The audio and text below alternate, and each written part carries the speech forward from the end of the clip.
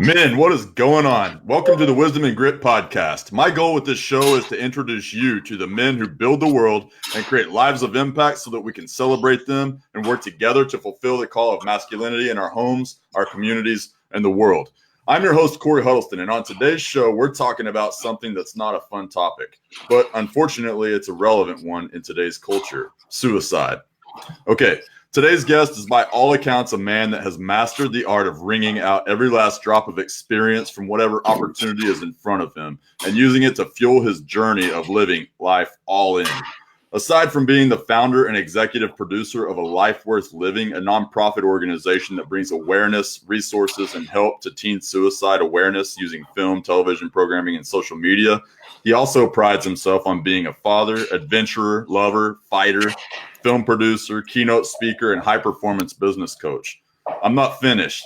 As if that weren't impressive enough, he's also the best-selling author of the book, You Should See the Other Guy, How Being an Underdog Helped Me Get Ahead in Life, Love, and Business. Please help me welcome Kolby Kolobus. That's it, dude. That's it. What's up, Corey? What's up, man? It's good to see you, brother. You too, brher. Thanks for being on. I appreciate it, man. I'm honored, man. I'm honored for the chance to be on. As we get started, I want to thank you again for the time, the opportunity, for reaching out, and to your audience for allowing me to take a little bit of their time today to talk about what we're going to talk about. It means a lot to me. Man, my pleasure. I'm honored to have you on, my man. And so I know it'll be a lot of fun. And, it's with such a serious topic, it's going to be one of those things that, as I was thinking about in preparation for this show, I was really kind of enlightened by the idea that we're not necessarily talking about suicide as much as we are about life, and really appreciating and, understanding it for what it truly is. And so that kind of, I think, shifts the dynamic a little bit. So it's not just going to be some somber, like energy drain, but we're actually going to get into some pretty key components of living. That's right.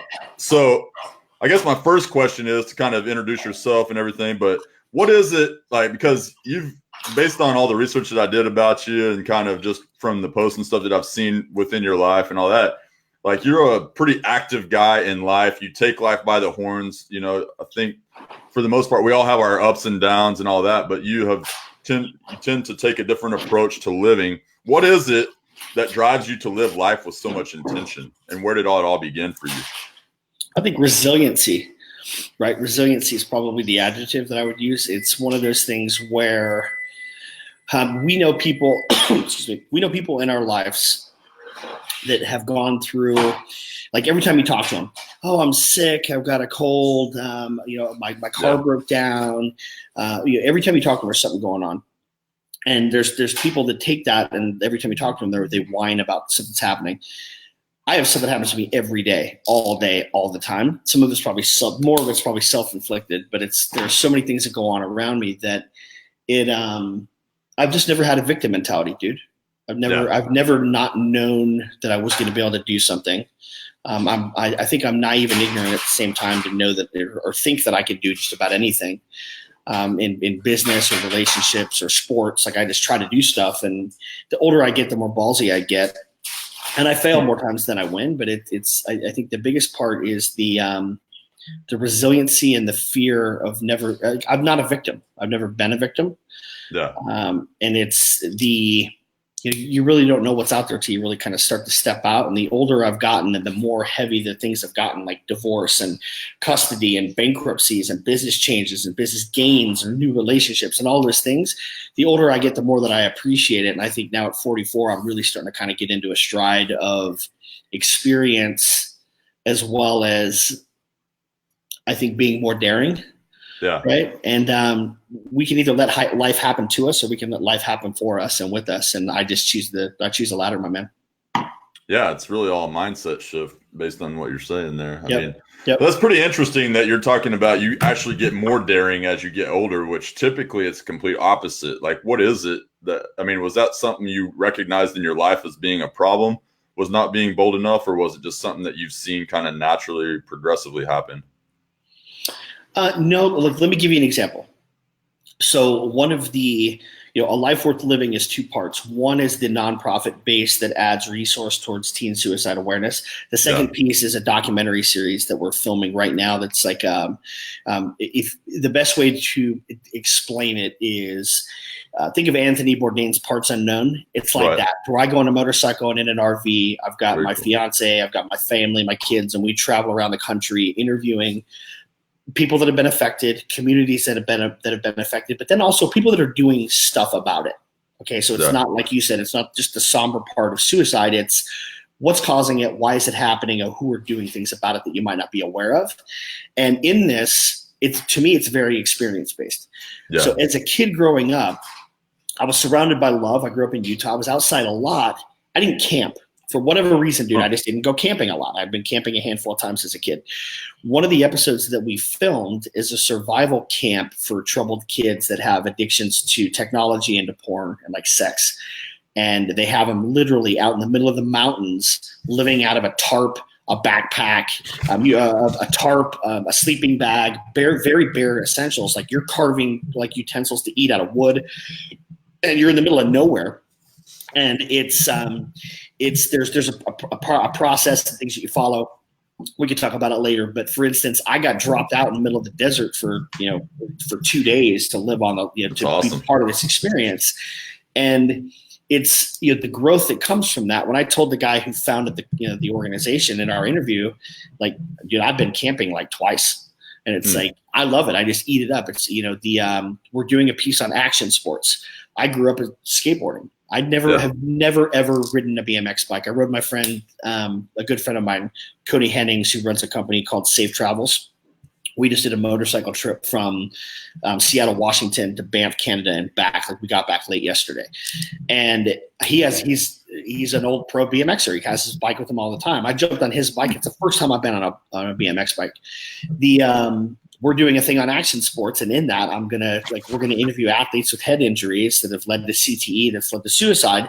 But then also, we're gonna tie it into the grand opening of this amazing ramp and like this amazing thing that's happening. And I'm gonna go like jump off some stuff. It's that's like crazy. I know it's being able to when you look at the name of the project, A Life Worth Living. I want to be doing shit that gives my life purpose and focus on the things that actually bring joy. So throwing myself into things I've never done before is, I've always been an adventurer, but the older I get, the less fear I have of getting hurt. I'm still scared of stuff, but it's, I think, again, man, it's being, I guess, ignorantly naive to thinking that I can do anything. So I just go do it. And then when you fail, you're like, man, how do I do it better next time? Yeah. So it's putting myself in scenarios where, growth comes from making yourself uncomfortable. You don't grow from being in your comfort zone. And I spent a lot of time in my comfort zone, dude. I spent 15 years in my comfort zone in corporate America. And now for the first time ever, I've been allowed freedoms to go really push myself to the limits, physically, mentally, spiritually, sexually, my relationships, like all the crazy cool shit that you can do as an adult, I'm doing now and trying to do it every day. That's cool, man. Yeah, man. Yeah. I mean, it's it's kind of funny that you're talking about you're 44 years old, because a lot of what you just talked about is what most people, they desire to do, I think, in a lot of ways, but they may even be 60, 70 years old and haven't probably experienced a good portion of what you're talking about now. And I think there's probably a lot of regret that comes with a life like that. If not presently aware now, there will be, if they're lucky enough to actually be looking and reflecting on their life when they can't do anything more about those things, So I think, this episode to me is going to be more of a call to action, for the men listening. One, from an awareness standpoint, because from the teen side, and I know is kind of your positioning, but there's a lot of, men specifically, it seems, that struggle there in that arena, whether they're contemplating it or actually doing it. And what are the things that are causing that? Because I think it goes back to what we were just talking about, but it's like not taking action on the things that are inside of you. And so it begins to compound over time and almost create a sense of who am I anymore, because we're not actively embarking on these adventures and these journeys to become their higher version of themselves. So, well, let me ask you this, dude. Two things. Excuse me. there's a series of interviews that have been done, and if you Google them, or I'll send them to you later, where people have gone into like retirement homes with people that were dying kind of on their last leg and asked them if you could do something different, or if you had, like, what do you regret? It's those top answers always come back. It's never, I wish I would have worked more. It's Right. never, I wish I would have spent more time at the office. It's, I wish I would have spent more time with my family and my loved ones. I wish I would have spent more time traveling. And I wish I would have spent less time worrying about shit that didn't matter. Like, Right. those are the top things that people on their deathbed say that I wish I would have done different. So if that's the case, I think there's a couple, I mean, we can go into a debate as to why we live in this, like why we live that way. But let me ask you, why do you think, let's talk about men specifically, because the teen thing came from my own. I didn't have issues as a teen. It wasn't until I was an adult and I saw some epidemics, and we could talk about it. But Okay. why do you think it is that men specifically, fathers, men, that they get to a point where, like what you said, it's like they don't feel like they can step out and do those things. They feel like they're kind of stuck in a rut. What do you think causes that? I think it's probably a few different things. I think that it really boils down to having those things in front of us at some point, and they've never seen the value, or they just weren't quite where you're at. And where I tend to exist is in this, like, I love the taste of crushing fear. Like, I love it. Like, I'm addicted to it. But I think that's because I've kind of architected that in my life. And you had to choose that because I felt that emptiness inside. And I think that eventually it becomes like, imagine you're walking into this forest and you're like, you don't have any of the gear to be able to really like navigate that thing well and all that. And you were never shown. And so a lot of times what happens is we go in, we make one bad decision, which would be a tree. And then we were like, that wasn't so bad, because you can look behind, you can still see daylight, and you keep going in until you get so deep down into that freaking forest, dude, that you turn around and you don't know where you're at anymore. Yep. And I think a lot of the times it's men particularly really suck at building relationships for the most part in general, right? I'm not true story. Typically like that, but so they get siloed and separated, and nature in every regard shows us that's not good. You know what I'm saying? We kind of build these icons out of that, like through the movies and all that. But the reality is that's probably the worst thing you can do as a human being. And naturally, walking alone doesn't serve you. Yeah. And so, but anyway, so we get separated from the herd, and then we just get singled out and start getting attacked. And you don't know where you're at. You said it. The word you said is it, fear. We don't do shit out of fear. I think there's a couple things here, right? What it means to be a man is not only what we think around masculinity, okay? Right. What it means to be a true man is being somebody that can forgive, that can love, and that can have emotion, right? We're not taught that. We're not told that. We're told to suppress that. It's all the opposite things as to where we get. We're told that we're not supposed to don't apologize to people. Don't just suck it up. If you're going through a hard time, just suck it up. Just get over it. Yeah. We're told not to have emotions. Dude, I'm one of the most emotional dudes I know. Like I'll cry. I'll have I cry. I love. I'm angry. Like I all my emotions I do at the highest level. But I'm also somebody who I lead with my heart on my sleeve, and I also forgive, right? And it's okay to have emotions. We're told as a man not to have that. Somewhere down the line, we're told just to suck it up. My dad never did that. My dad never told me to suck it up. We're told to suck it up. What that does then is it allows us as men the capabilities to actually address the things that are the most important, which is empathy. Empathy is a big deal. When you don't have empathy, you become very self-serving, and then you become angry because you've got all these other things that have happened to you that you don't know how to deal with, that you've never dealt with. Right. So it's one of those things that has trickled down into, I mean, we have a whole generation right now of kids that don't have any resiliency, dude. None. Right. None. Well, so that was my next, like when you said that about the whole suck it up thing, from my perspective, and maybe it's just a matter of semantics, but it seems that there is a sense of goodness to the concept of suck it up, but not by itself. Right. Like, I think because, like, I take my son mountain bike ride. He's 7. When 6 years old, it was like last year, we went out and we were on this pretty gnarly trail. He ended up looking back, which is a whole lesson in and of itself. But and right then it kind of veered off and he smacked a tree face on, and he didn't want to get back on the bike because it scared him so bad. And his face was all smacked out, and bleeding.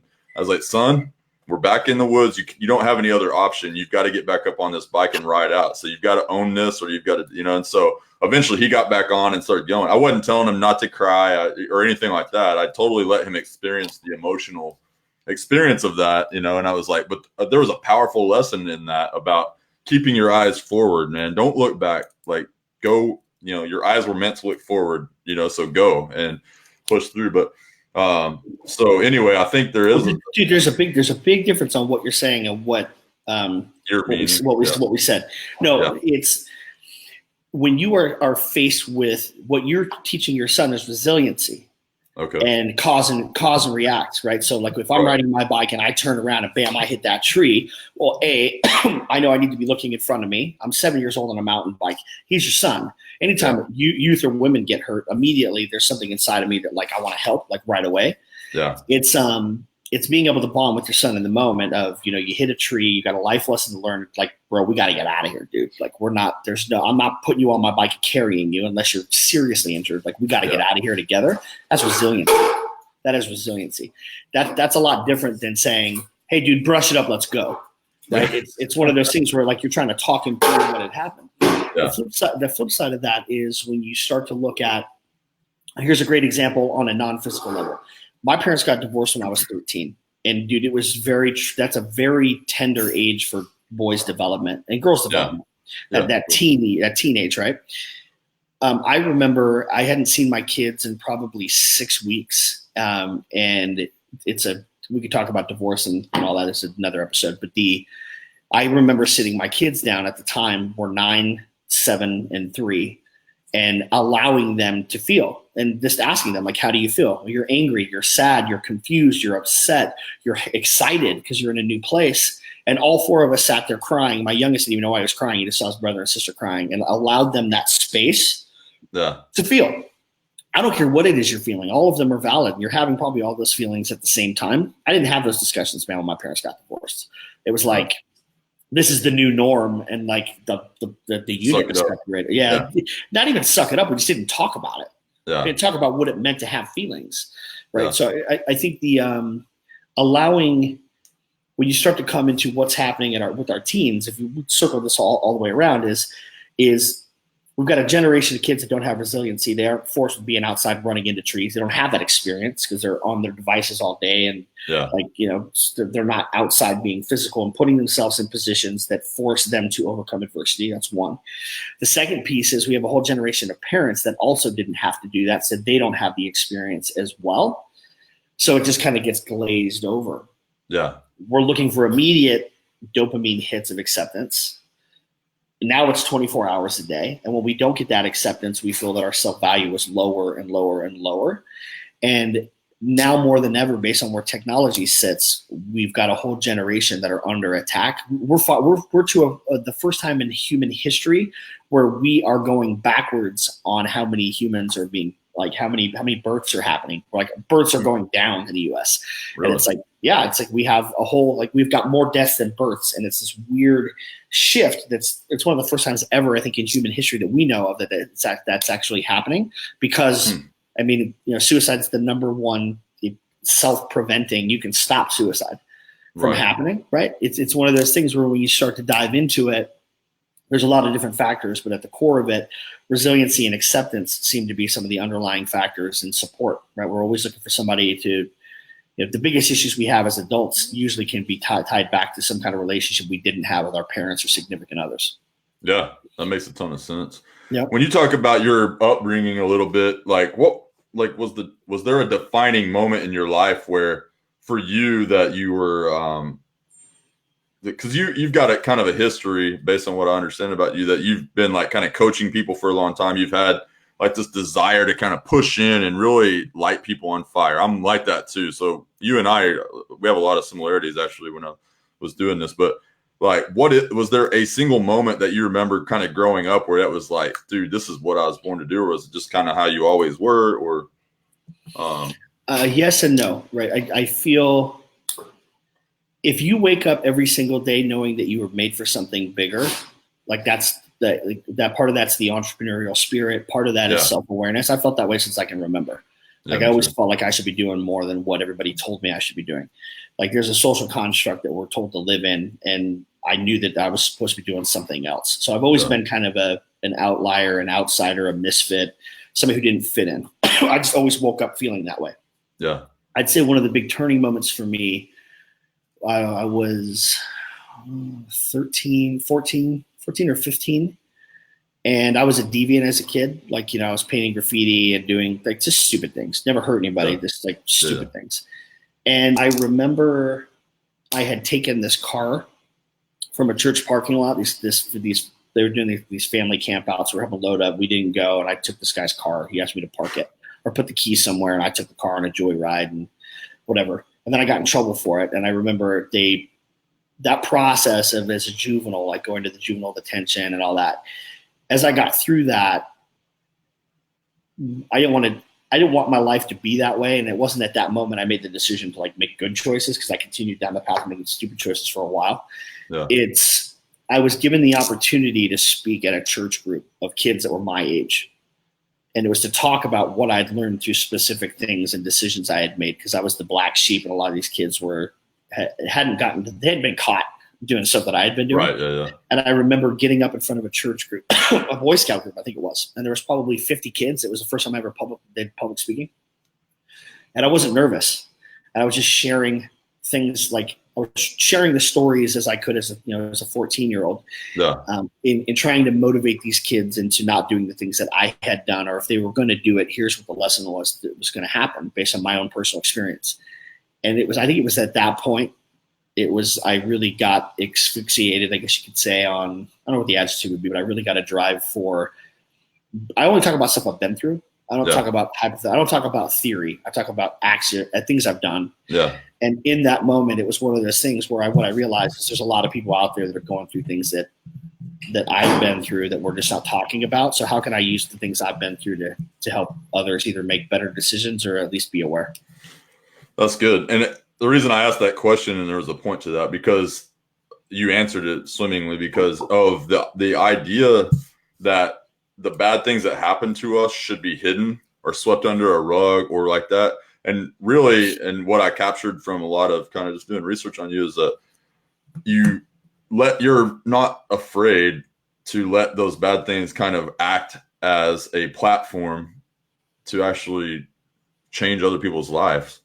Well, let me tell you though, it wasn't always like that. So I went through when I got in, I was in the music business for about 12 years. I had a daughter. I was married, got divorced, and had a baby all pretty quick. And I got full custody of my oldest daughter, who's 20 now, her name's Zion. I was in the music business at the time. I moved from Salt Lake City, Utah as a touring musician during the Olympics to go to Phoenix to raise my daughter. I got into corporate America. I won't bore you with the story, but I spent 15 years in corporate America. And in that, the higher I got in the food chain, as I started to become an executive and started to build, I worked at 2 different Fortune 500s. And within those, the drive and the passion and the push to continue to succeed. I came from nothing. I didn't have a lot as a kid. Yeah. And financial levity was something that it was a measurement of success for me. So I go through this process. I'm in corporate America.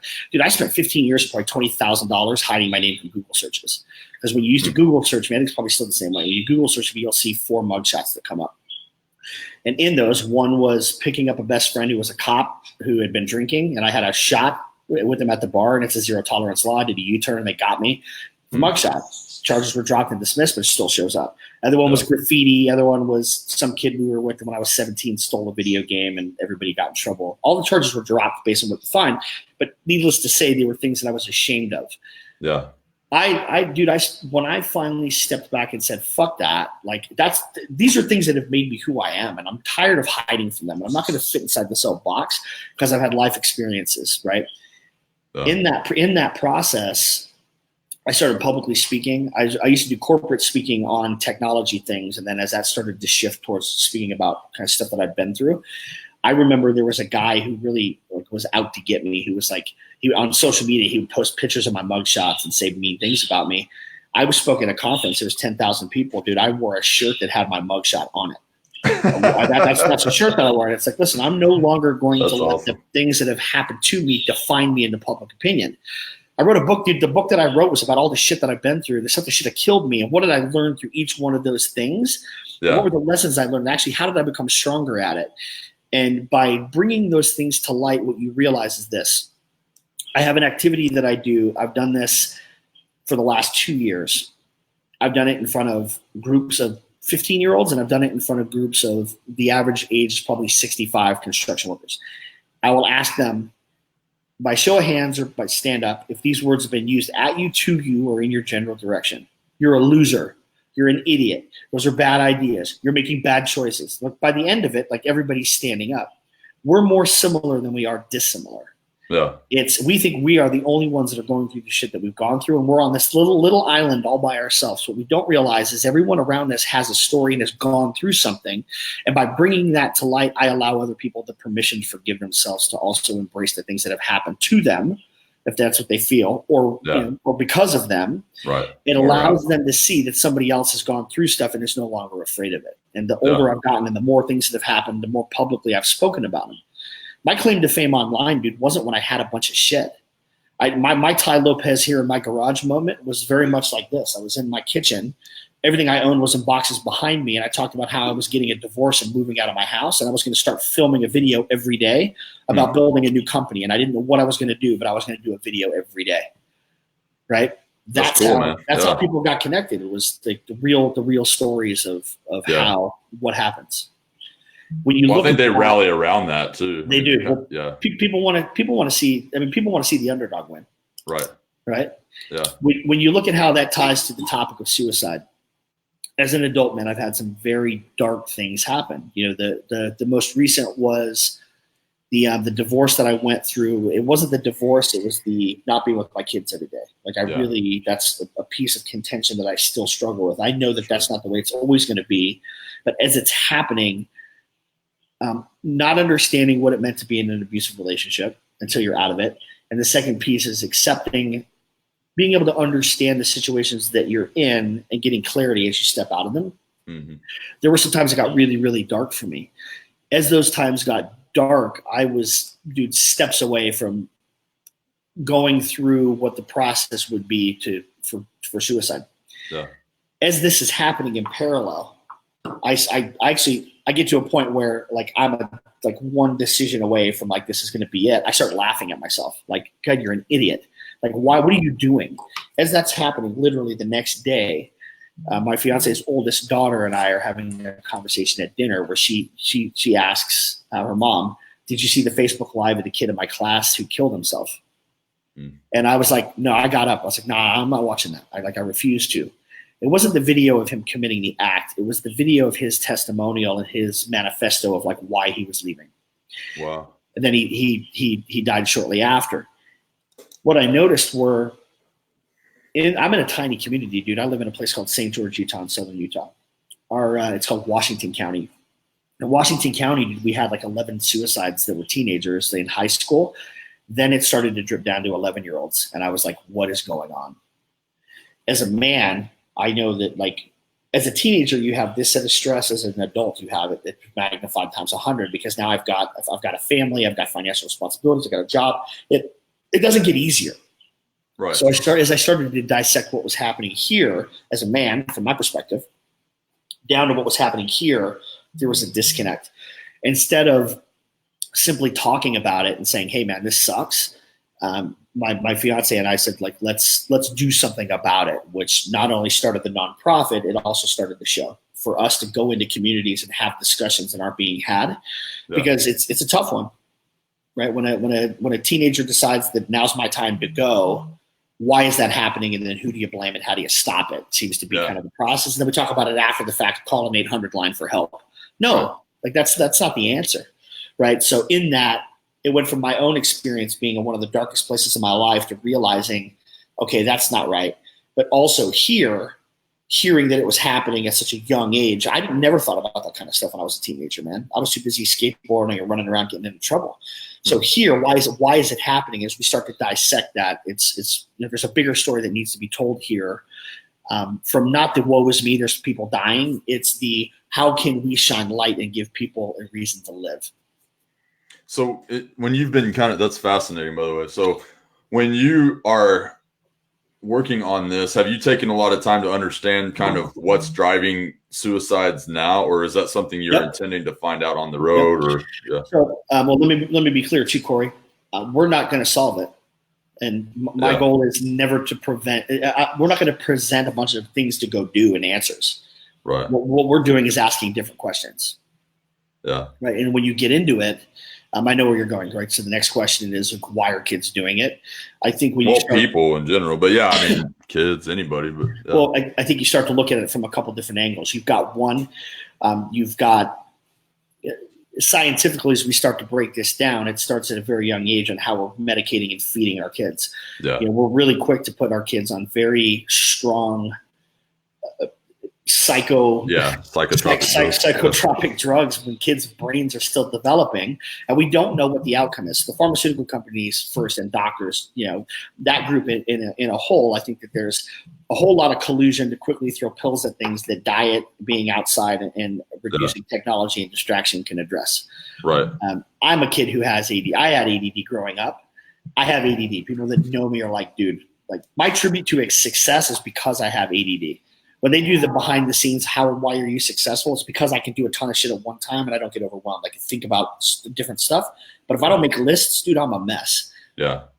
If your kid is drinking a Mountain Dew, having a brownie on his iPad and watching, playing video games and watching movies all at the same time every day, all day, of course your kid's going to seem a little fried. He's overstimulated. Yeah. I think one is we've got a bunch of medication and we've got doctors that are overprescribing. I think that's a major part of it. Yeah. I think diet, we could tie diet into that.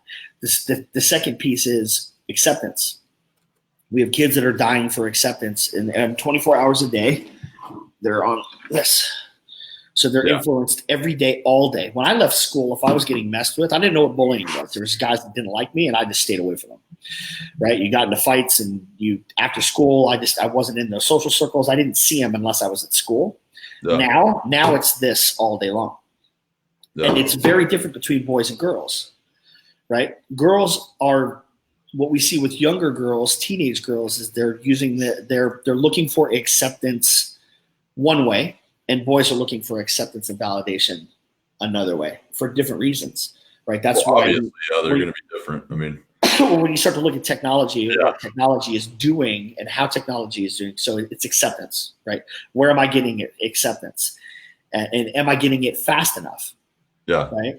And then the third piece, I think, is you've got a lot of things that are happening within the social constructs of families that are involved and not involved, and the influences that kind of happen there. Yeah.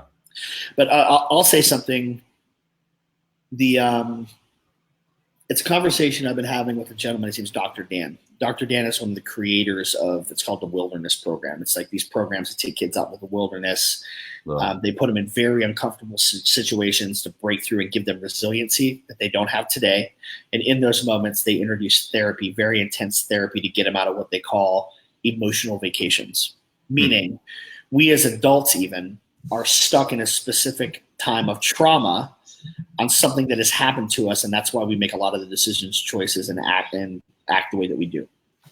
If I can put myself in a situation that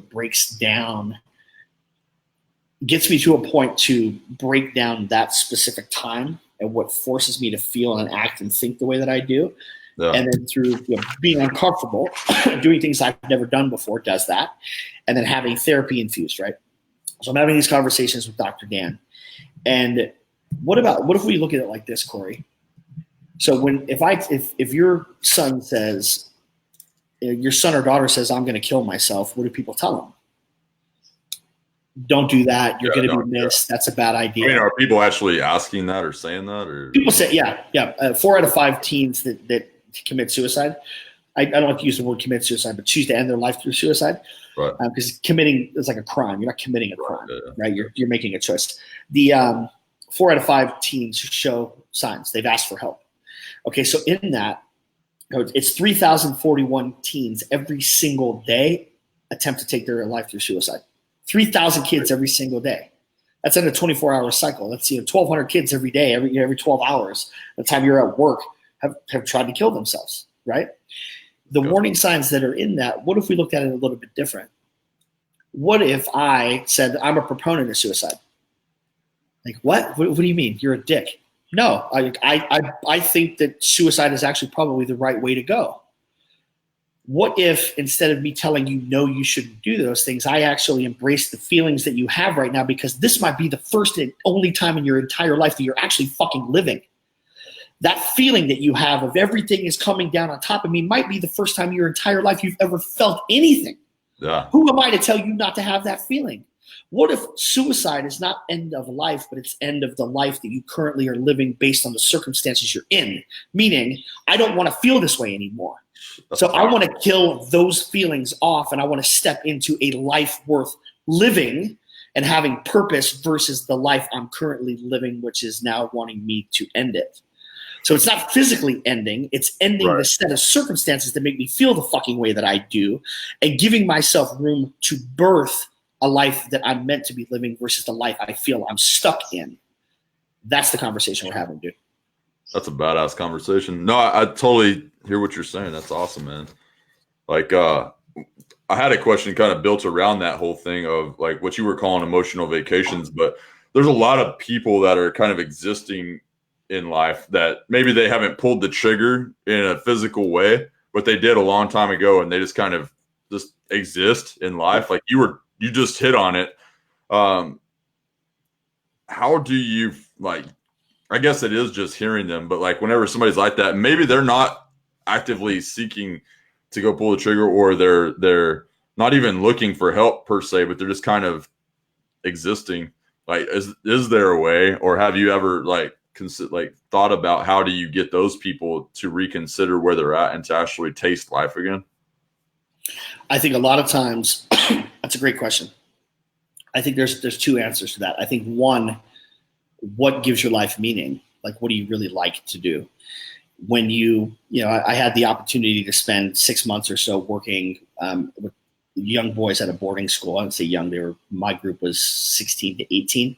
And I had 50 boys I was responsible for. When these boys would leave and go on home visits, I did what I called a Foursquare, where I would draw out, okay, why are you here? What decisions got you here? And they would say drugs, fighting, lying, stealing, whatever. Yeah. Okay, how do you feel when these things happen? I feel worthless. I feel lonely. I feel sad. I feel alone. Okay, great. What do you like to do? I like to skateboard, draw, play video games, be out with my friends, music, whatever.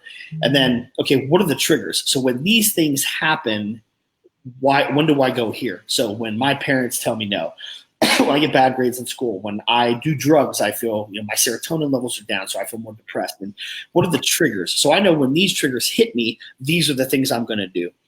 So if you can go and have a discussion with somebody and say, okay, what triggers the levels of depression? And let's not get this wrong. Mental health is a huge deal. That's a real thing. Mental health is a real thing.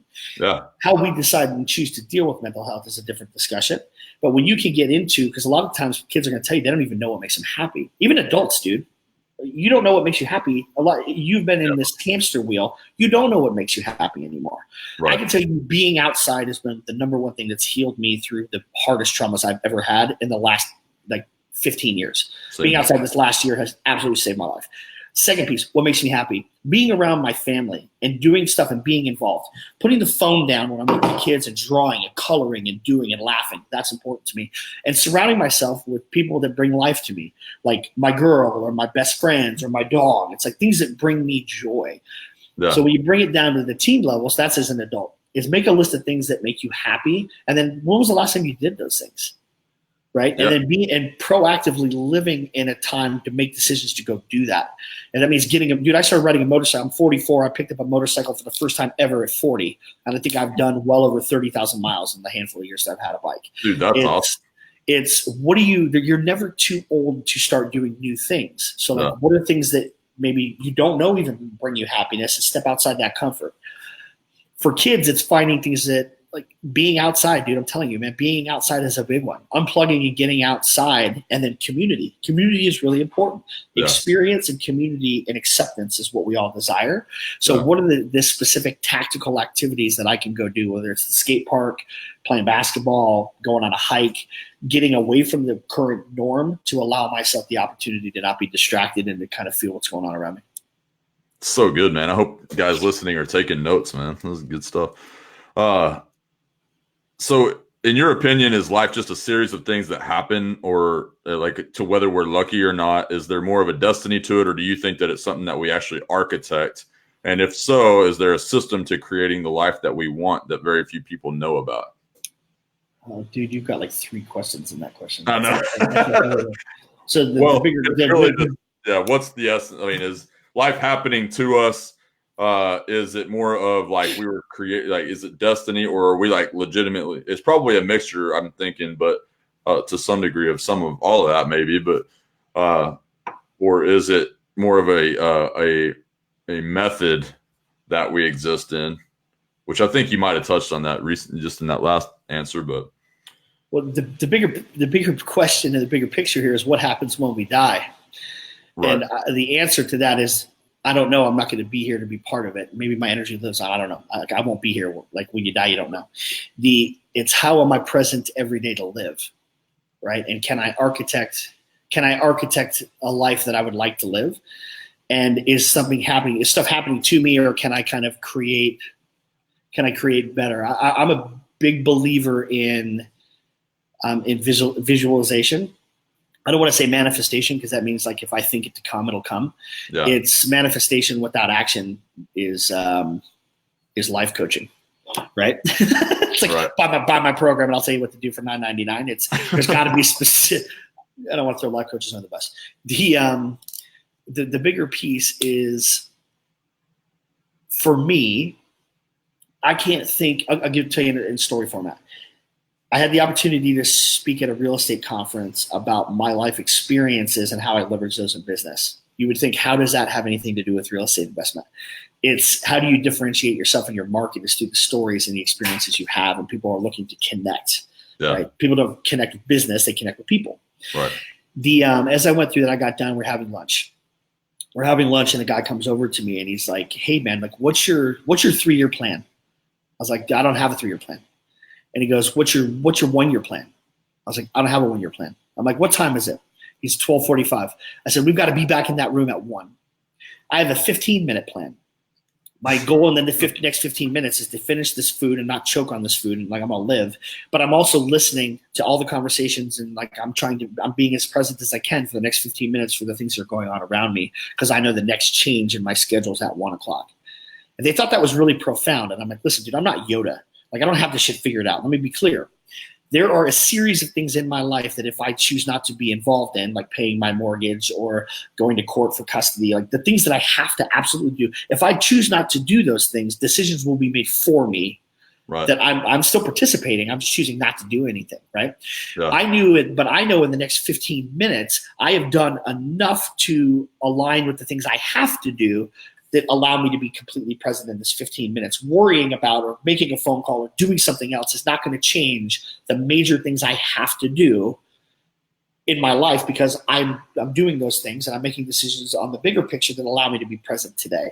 Right. That's taken me 44 years to figure that shit out, that statement out.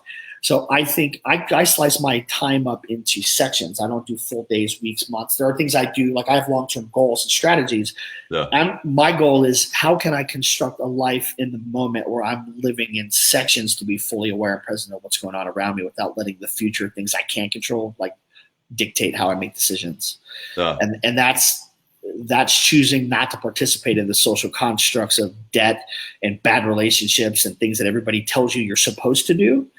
When you step outside of that, you are ostracized because people that want to do it hate you for doing it. Yeah. B, it looks completely ludicrous, but C, it allows me to make decisions based on things I like to do versus things I feel like I have to do. Right. That's so good. I mean, I guess the short of the answer is yes, I do believe you can construct a life that you want to live.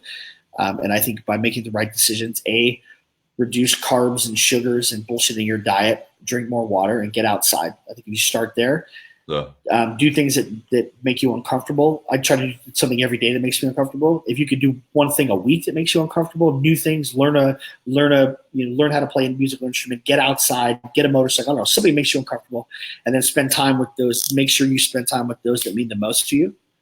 You use your calendar to schedule this podcast. I did. Why wouldn't I schedule time with my family and loved ones to show them that they're important as well? Yeah. Those three things will help you get in line with what you need to do to actually live a life that you can design. That's really solid, man. Good advice. Whenever, and we'll kind of, this probably maybe 1-2 questions, but what are the warning signs of suicide? And then like whether you're seeing them in somebody that you know, or possibly even your child or somebody that you love, you're married to, or whatever else, like how do you intercede? And I'm not an expert, right? I've just spent a bunch of time here. So if you don't know, that's cool. Well, the warning signs are a lot of the isolation things, like people that you just start to isolate. You're in a social setting, you're no longer in the social settings. You choose to isolate yourself, right? You're in your room all the time. You're not aware. You're not involved. Like you start to slowly kind of pull yourself away from the unit, whether it's family unit or friend unit. You have friends that just disappear, and your kid all of a sudden now he's in this room, never wants to come out. Those are early, like you're starting to separate, because again, acceptance is a big deal, right? We're looking for self-acceptance and acceptance from others and validation. That's a big one. And the second piece is when people start to talk about it, like as funny as it is, like people will tell you, they'll make statements about it. Like, I don't want to be here anymore, or it's just not worth it. Like people that are really starting to go through that are going to start to say stuff. And when they do, you have to listen. And it's not just about listening. It's about proactively being involved. If there's people in your life right now that you think are going through something, any major life change, loss of a job, health issues, divorce, I have an alert on my phone where I send a note of gratitude every day to somebody that's not expecting it, or send a text, just a quick, hey man, I was thinking about you. I love you. I hope you're doing well. That's cool. I try to do that a couple times a week. Yeah, I do that. But those are the biggest, like, think isolation. And then people are going to show you, like, based on their behavior, I'll tell you. And anybody that's going through something major, proactively reach out to them. Yeah. And don't tell them you're worried about them. Like, when somebody's going through shit, the worst thing I hate is when people be like, man, I'm really worried about you. Don't be worried about me. Just tell me that you love me and you're thinking about me. I know you're worried about me, but you tell me you're worried about me, then I'm like, well, what am I doing? What am I doing that makes people think that then you think you're more broken. Yeah. Do you know what I mean? It's like when you go into a depressive spiral, it's hard to get out of that. So it's by knowing that you're not alone, and how do people stay consistent? And there's no answer to stopping suicide. If people want to do it, they're going to do it. There are people that have showed no signs that have done it. Like no signs at all. You have no idea that it's going to happen, and they do it. Who saw Anthony Bourdain? Who saw Chris Cornell? Who saw Chester? Who saw Robin Williams? I didn't. Right. When you hear, we're not in their lives too much. Yeah, we're not in the day-to-day. We're not in the day-to-day. Yeah, that's interesting, dude. I agree with you. I had a buddy of mine. His wife recently passed away. He's an older gentleman, but he's been a really strong part of helping kind of craft me into the man that I am, just from being around him and watching him.